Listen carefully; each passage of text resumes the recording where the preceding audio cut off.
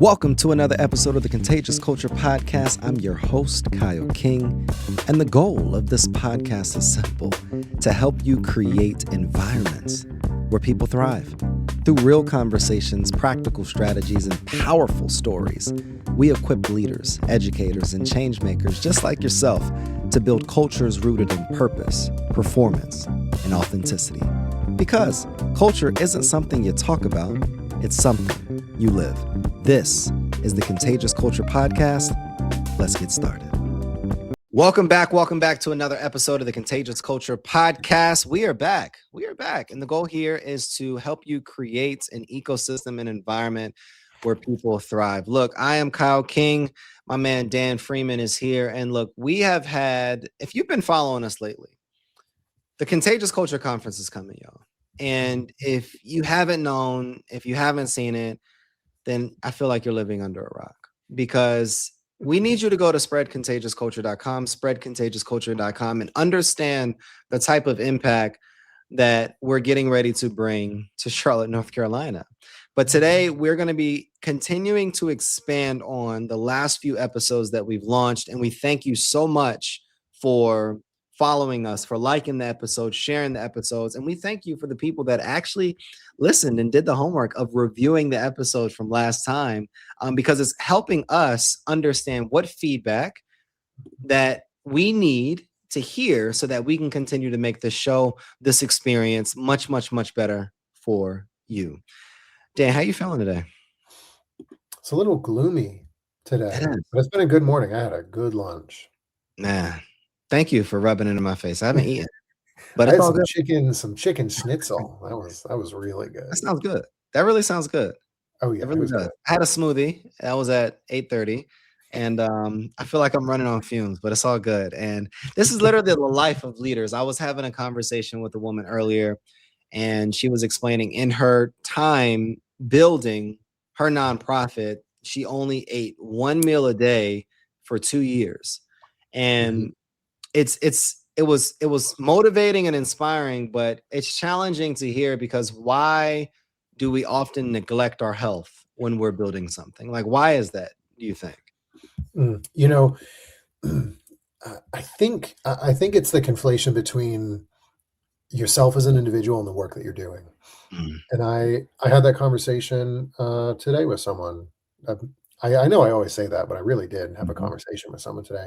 I think that, when you're in entrepreneurship, your business is your life. You're doing it because you love it, right? It's a part of your life. And that means that it dictates the ways in which you take care of yourself, which, if you're doing something like that, that's just as important as eating. Yeah. Right. And sometimes it's more important than eating.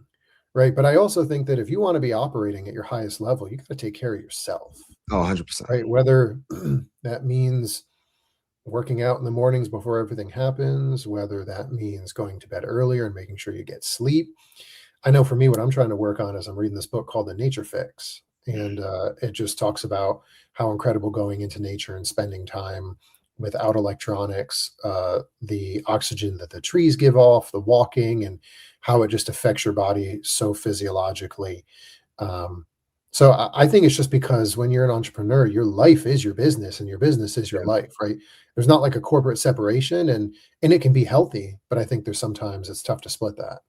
No, I definitely agree. And I think we have to balance and take care of ourselves before we're focused on taking care of other people, just in a nutshell, right? And there's so many times, and this is me probably talking to me, there's so many times where we're building something and when we're striving and scaling. But one thing that I appreciate you, just before we even started recording, is that when I told you that I hadn't eaten yet, you said, whoa, let's take a few minutes and go grab you some food. And that's the type of accountability, that's the type of partnership, that's the type of leadership that we have to have as leaders. We can't be so focused on metrics and productivity that we're not feeding ourselves, or we're not fueling the passion that we have behind whatever it is that we're doing. So look, enough about food, enough about lunch, because it's even making me more hungry. And I hope you're hungry for this conversation that we're getting ready to jump into. I did some research before the conversation on kind of the state of nonprofits today. and there was a 2026 nonprofit and higher education industry predictions. And just in a nutshell, I'm going to read through the 7 predictions that we're seeing and based upon data from the BDO's 2025 Nonprofit Standards Benchmarking Survey, where 86%, literally 86% of organizations reported revenue gains in their most recent fiscal year, and 90% anticipate continued growth. But number one, the first point was most nonprofits will overestimate revenue growth in 2026. Overestimate. Let's keep going. Number 2 was crazy too. Number 2 is efficiency will eclipse expansion as the defining measure of success. Efficiency will eclipse expansion as the defining measure of success. That's a good one. Number 3 is hot too. Number 3 is a hot take too. Heightened regulatory scrutiny will prompt evolution. So what does that look like? We have to experiment. We have to innovate a lot more because there's heightened scrutiny thanks to the political landscape. Not to call out any names, but thanks to our political landscape. Number 4 is gaps will widen between scalable winners and struggling small players.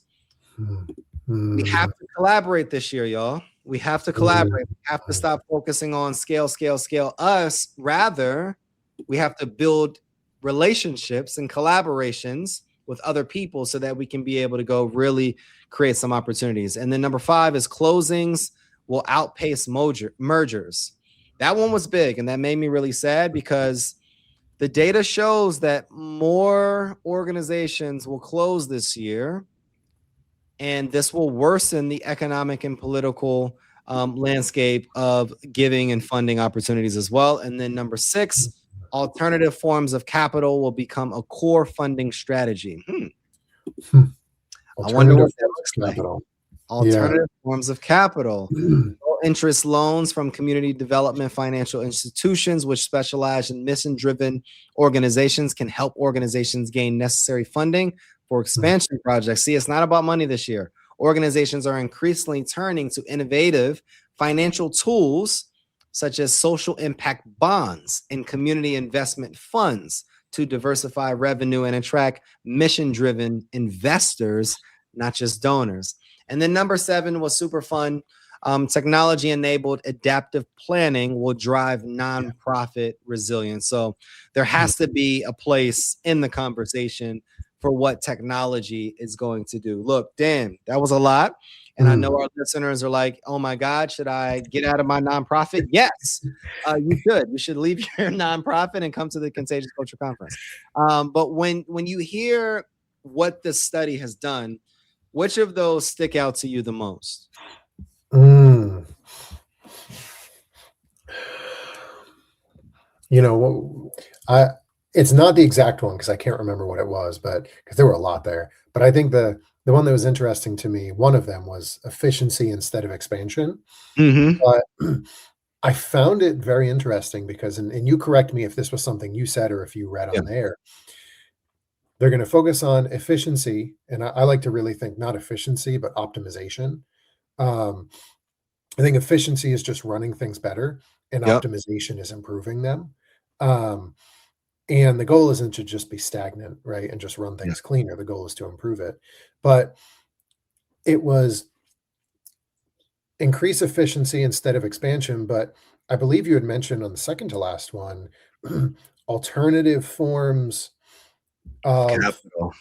Of capital. And I don't know if you read it from that or if you said it, but you had said alternative forms for expansion and XYZ. Was that you saying that, or was that in the piece? Oh, no, that's in the piece. Because are you hearing that? Because that's a little contradictory, because if these nonprofits are saying we need to be more efficient and not expand, but then they're saying let's loan money to then expand, that's a little counterintuitive, right? That's a little counterproductive.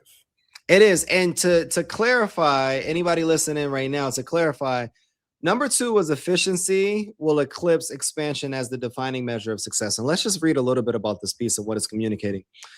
Faced with this reality, organizations often choose to widen their scope, expand their geographic footprint, and reach out to new audiences instead of, here it is, instead of making back-end improvements or pursuing work that may improve speed and quality of service.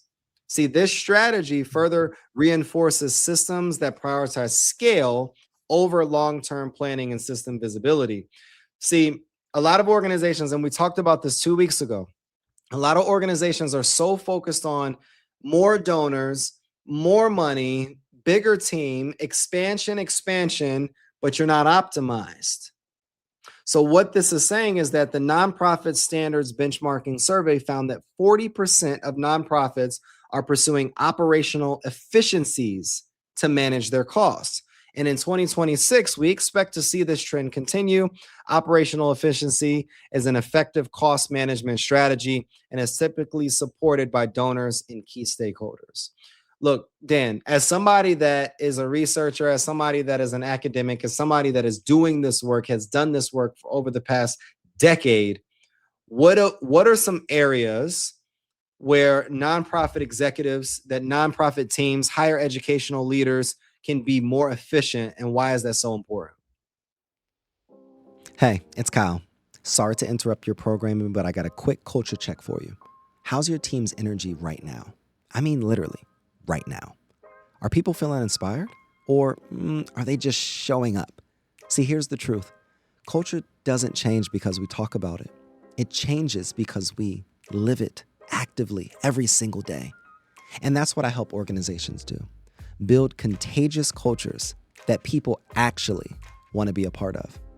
Through keynote talks, interactive trainings, and hands-on consulting, I help leaders transform the way their teams connect, perform, and grow.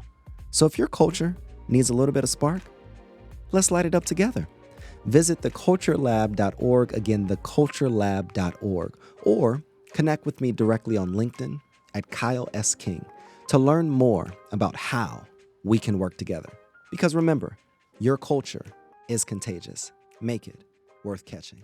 Now let's get back to the program. I can't even hear you, brother. You let the you let the mic win. I did. It's all good.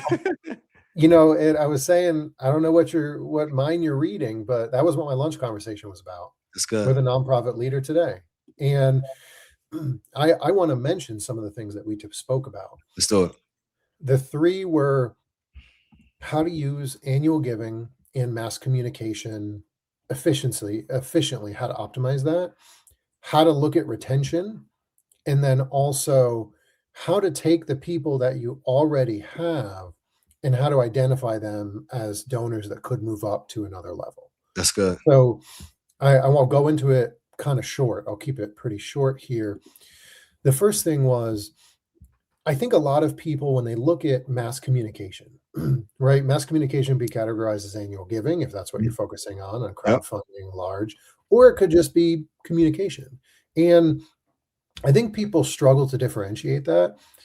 What I think is really important, and this was really big at the last place that I worked at, I created a list of 14,000 alumni who had never been engaged. And that was a strong list that took months to get down to that number. It went from about 17 or 18,000 to a strong 14,000 with an over 50% open rate. And people would look at that and be like, what's the ROI on that? And I'd be like, I'm not necessarily asking them for money. I'm looking to create brand awareness and presence. I want people to see the subject with some consistent pieces in it. I want people to get warm and comfortable with it. So that way, when we do eventually solicit, it's not a shot out of the dark. They're like, oh, they're already communicating with me. But the key is, it's a lot easier to be intentional and authentic about that. And it's much more efficient to do that than it is to try to reach out to 50 people in a week. If that's not a strong suit for you. Because if you're getting 50 to 100 people to open that email, you're doing more than what you had done. If you tried to call 50 people 100%. And you couldn't focus and couldn't get it done, you sent out that email, you had 50 to 100 people, open that up, you did the same thing, and you saved yourself probably 5 hours, right? So that's the first piece, Kyle. The second piece is retention. And in that conversation, I said, what's your retention number? And he's like, oh, they said it's about 80%. And I was like, that's great. I said, but let's look at numbers. So 80% is great, but let's say that 20% over the last 3 years is 150 people. Maybe it's 200 people, right? So if it's 150 or 200 people, it's a lot cheaper to bring people back, right? And Exactly. it's a lot cheaper to keep them than to get new donors. So Exactly. we talked about how do you go back to those people that still could be lukewarm, right? In the Mhm. last 1, 2, even 3 years. How do you reach back out to them with the mass email and say, "Hey, I'm thinking about you. I know that you haven't been too involved as of late. Over the past few years, you were a donor. I would love to just have a conversation with you to learn if there was a reason why you stopped being there, if you'd love to ask me some questions or things that you were curious about related to it, or Yep. you'd like to know what's going on in general." Right? It's a lot easier to do that because you look at it and say, "Man, I don't care about that other 20%." Mm, Right? 80% is incredible, which it is. exactly. But it's a lot easier to go back to that other 20% than to go and find new donors. And then the last thing that we talked about is a lot of monthly donors, right? And the conversation we had is he said, "I don't necessarily know if the amount of donors or if the members at that level, right, under $20 a month are necessarily worth my time efficiency wise compared to the people that could give the numbers about 85 a month, which is about a Yeah. thousand annually." So we had that conversation and I said, "Okay." I said, "A great way to do this is take everyone who's giving 18 a month, get a wealth screen on them." I said, "And we know that wealth screens are not the most accurate." I said, Mhm. "But you can take a small percentage." I said, "If it says that someone can give $100,000, right? But all you're looking for is $1,000, you're telling me that 1% isn't a viable ask?" No, literally.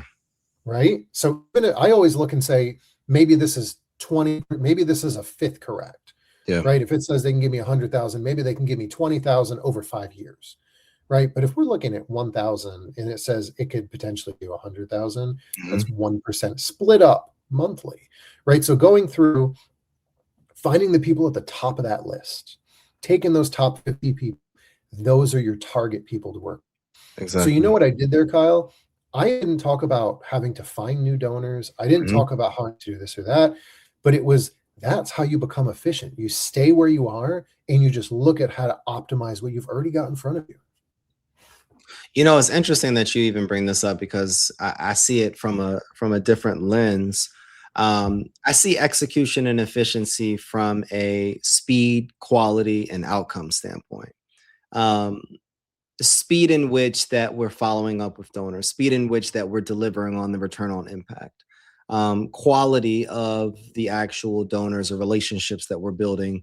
Like you were mentioning, doing a wealth screening before we even begin to do these dinners or events or all of these different things to expand, but really taking these relationships and going a little deeper. And then really the outcomes, like I was having a conversation with a nonprofit leader earlier, and then she was even asking, like, what does this donor really want? And when we think about just life in general, people invest in high dollar products or just in general in products or services because they want to invest in a better version of themselves. They want to be remembered as this person, they want to be seen as that person. So when I think about that nonprofit executive that is focusing too long on strategy, too long on planning, too much on optimism and not outcomes, I find that that is a recipe for disaster. And then even as we think about the fourth data point that talked about expecting a widening gap, scalable winners versus struggling small players. When I hear things like that, larger diversified organizations with infrastructure can adapt, they can shift, they can move things around. But the smaller organizations, the ones that we serve, those grassroots organizations, are dependent on potentially one revenue source, and they may be facing some restructuring, or they may be facing some closure. And when I spoke with Yana Williams, who ran an organization, Dear Diary, based in Houston, Texas, and she was talking about on the podcast yesterday how she built a multi-million-dollar organization, and because of the attack on DEI initiatives, it practically soaked up all of her funding within 24 to 48 hours from a lot of her donors. And she didn't have the infrastructure, she didn't have the team, and she didn't have the know-how at the time to be able to pivot, but pivot in a way that allows her to build a sustainability plan forward. So when I hear these things, and just our message to those executive directors, our message to those founders that maybe don't have that corporate money, that maybe don't have those corporate partners, that maybe don't have the multitude of revenue sources, is hang on. Hang on. We have to identify partners to be able to collaborate with, even organizationally. We have to reposition how we're spending our resources. We have to become more innovative in the ways that, or even as point seven communicates, alternative capital, and how that alternative capital moves from innovative to a core strategy. And when I think about those blended finance or those impact investing opportunities and how that's going to grow an organization to be able to look beyond traditional fundraising or traditional philanthropic efforts, this is how we adapt to the market. This is how we adapt to the economy. And I think the organizations that don't adapt, the organizations that are not agile, the organizations that are not flexible, will close. They will shut down, and we have to be thinking 2 or 3 years, 2 or 3 steps ahead, so that we can be prepared, that allow us to still be impactful for the organizations that we're working on serving. Kyle, I just want to add one more thing. The number one piece you read on that was most nonprofits will overestimate revenue growth in 2026. I think the reason that happens to a degree, and I can't remember if I had this conversation with someone or if I saw it somewhere, but I think another issue on that revenue side, I think it was someone in my circle, Andrew, that had posted it. When you think about the revenue side, right? Like there's a difference between, it was Andrew Olson, I think. It doesn't matter what your revenue is. Like it doesn't matter how much your revenue is. What matters is essentially the net profit that you're bringing in, right? It doesn't matter if you raised 1 million last year and 2 million this year if you're still in the red. It doesn't matter if you raised 1 million this year, you net profited 200,000 last year. That's great. Well, you raised 2 million this year in revenue, right? But you net profited less, right? Exactly. I think that's really interesting because people look at that. They look at, instead of optimizing what they're doing, being smart, finding ways to build strategic relationships, which, if you think about it, actually connects really to number 4 about gaps will widen between the winners and the struggling small players. Yep. And also number 5, closings will outpace mergers. Like creating those strategic relationships is so important, because your mission could be great and you could be raising a lot of money, but if your net profit is that little and that's all you have to give out, you need to take a hard look in the mirror and say, am I really focusing on the right things, right? That's going to bring us the largest return on time, ROT. Shout out to my philosophical mentor, Charles, who brought that to me like a year or two. I think it was like 2 years ago, ROT, return on time, but also return on investment. Exactly. Right? Is it really, are you tasking your people to do the things that are going to bring you the best return to benefit the mission and the people and individuals that you're serving through your nonprofit? If you're a listener and you are a nonprofit executive or leader, this isn't to scare you. It's to prepare you. This is not to communicate that you need to shut down your nonprofit, even though we had some humor on the front end. This isn't to scare you to think that the nonprofit industry is going to go somewhere. No, this is to prepare you. And one way that we believe that you can prepare is, number one, you need to run some form of a scenario plan, of some rolling forecasts, so that you can start to build some reserves financially. You need to create a base. You need to create opportunities or even forecasted plans. If this money does not come in, what are we going to do? How are we going to shift? How are we going to survive? And then you need to set a reserve target. You need to set a reserve target that then moves and triggers when we potentially have to reserve or pause hiring, where we have to scale back, where we have to potentially redesign some of our programs as well. So what does that efficiency, what does a 30-day or a 3-week efficiency plan look like? And then start to cut, start to simplify, start to collaborate and identify partners, identify players, identify board members that can be able to help you steer your ship through this very challenging time, through the challenging waters, through the storm that we're getting ready to walk into. But look, we have a resource. We have a community, and we have a plan. We have board members, we have partners that you can work with. All you have to do is go to join thegrowthalliance.com. Join thegrowthalliance.com. If you need the scenario plans, if you need to identify and find ways to reserve your targets, if you need that 30-day efficiency roadmap, if you need the impact reports, if you need to be able to partner with leaders and communities so that you can have these conversations all the time on what we're doing and learn from other organizations that are moving through this time very efficiently and very effectively, then go to jointhegrowthalliance.com, join the program, or even reach out to us. Reach out to us and understand, look, ask yourself this one question.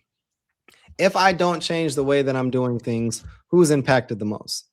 If I don't change the way that we're operating our business, who's really impacted the most? You can go get another job, but that student that you're serving can't. You can go get another opportunity in another market, but those families that you're serving are going to be without. So the question here stands the same. What's stopping us from actually being able to make that investment now that will give us the return on investment that will help our organization not only survive the times, but thrive during this time? Dan, close us out. Kyle, there's a lot of things coming on. There's a lot of headwinds, right? That was in the kind of collection from BDO. But I think what's really important is that if you continue to evolve, you continue to adapt. And the phrase that I like to use really recently is you reach for Mars to land on the moon, right? And we're in a place where you can't stand still because everyone is going to pass you. You have to adapt.